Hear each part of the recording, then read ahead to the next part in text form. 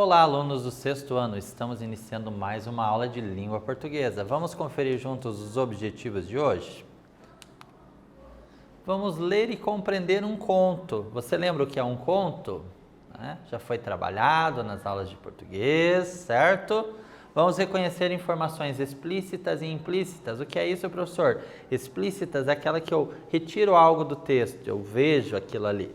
Implícito é algo que eu tenho que pensar, tenho que refletir sobre o texto. Seria interpretar aquela informação, certo?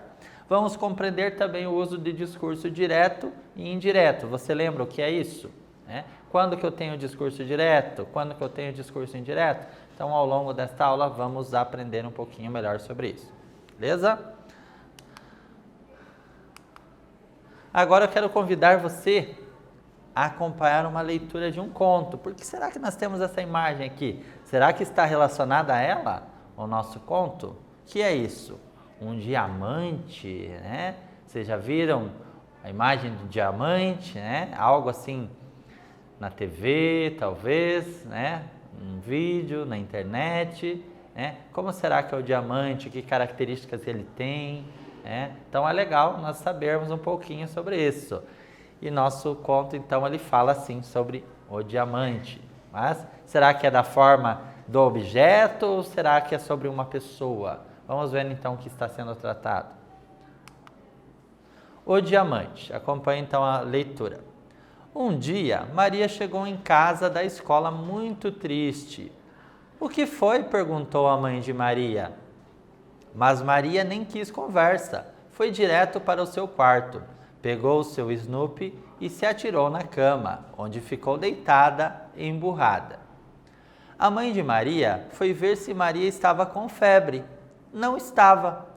Perguntou se Maria estava sentindo alguma coisa. Não estava. Perguntou se estava com fome. Não estava. Perguntou o que era então. Nada, disse Maria. A mãe resolveu não insistir, deixou Maria deitada na cama, abraçada com o seu Snoopy emburrada. Quando o pai de Maria chegou em casa do trabalho, a mãe de Maria avisou, melhor nem falar com ela. Maria estava com cara de poucos amigos. Pior, estava com cara de amigo nenhum. Na mesa de jantar, Maria de repente falou, eu não valo nada. O pai de Maria disse, em primeiro lugar, não se diz, eu não valo nada. É eu não valho nada. Em segundo lugar, não é verdade, você vale muito. Quer dizer, vale muito. Não valho. Mas o que é isso? Disse a mãe de Maria. Você é a nossa filha querida, todos gostam de você. A mamãe, o papai, a vovó, os tios, as tias. Para nós, você é uma preciosidade. Mas Maria não se convenceu. Disse que era igual a 1000 outras pessoas, a milhões de outras pessoas. Só na minha aula tem 7 Marias. Querida, começou a dizer a mãe, mas o pai interrompeu. Maria, disse o pai, você sabe por que um diamante vale tanto dinheiro? Porque é bonito. Porque é raro. Um pedaço de vidro também é bonito, mas o vidro se encontra em toda parte. Um diamante é difícil de encontrar. Quanto mais rara é uma coisa, mais ela vale. Você sabe por que o ouro vale tanto? Por quê? Porque tem pouquíssimo ouro no mundo. Se o ouro fosse como areia, a gente ia caminhar no ouro, ia rolar no ouro, depois ia chegar em casa e lavar o ouro do corpo para não ficar suja. Agora, imagina se em todo mundo só existisse uma pepita de ouro. Ia ser a coisa mais valiosa do mundo. Pois é, e em todo mundo só existe uma Maria. Só na minha aula são 7. Mas são outras Marias. São iguais a mim, 2 olhos, um nariz. Mas essa pintinha aqui, nenhuma delas tem. Você já se deu conta de que em todo mundo só existe uma você? Mas pai, só uma, você é uma raridade. Podem existir outras parecidas, mas você mesma, só existe uma. Se algum dia aparecer outra você na sua frente, você pode dizer, é falsa. Então, eu sou a coisa mais valiosa do mundo. Olha, você deve estar valendo aí uns 3 trilhões. Naquela noite, a mãe de Maria passou perto do quarto dela e ouviu Maria falando com Snoopy. Sabe um diamante? Então, olha que interessante. Então, esse texto, vocês gostaram dessa leitura? Foi interessante? Qual será a mensagem deste conto na nossa vida? O que nós devemos pensar? Será que nós valemos alguma coisa em dinheiro? Será que é possível uma pessoa valer dinheiro?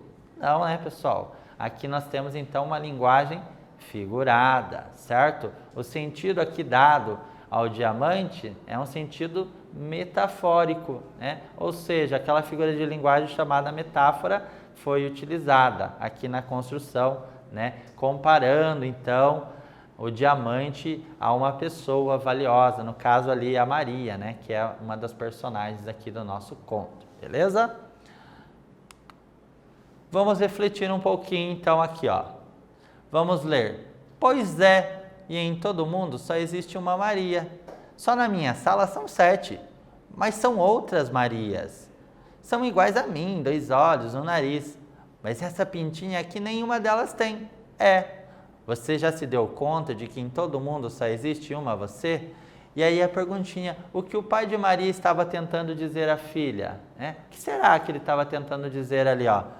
Você se deu conta de que em todo mundo só existe uma você? Quer dizer que cada um de nós é especial, Não existe, mesmo se as pessoas fossem gêmeas, elas podem ter uma aparência, semelhante. Porém, no momento de pensar, no momento que elas crescem, essas pessoas elas vão tomando rumos diferentes, É óbvio que ninguém vai casar com a mesma pessoa, Então, a pessoa é gêmeo, ela não vai casar com o mesmo marido ou com a mesma esposa, As ideias, os pensamentos, será que todos gostam da mesma comida, gostam da mesma música? Também não. Então, tudo isso a gente vai percebendo depois. Cada ser humano é único, da forma que é, mesmo que tenha o mesmo nome. Às vezes nós temos homônimos, o mesmo nome da pessoa e o mesmo sobrenome, exatamente igual.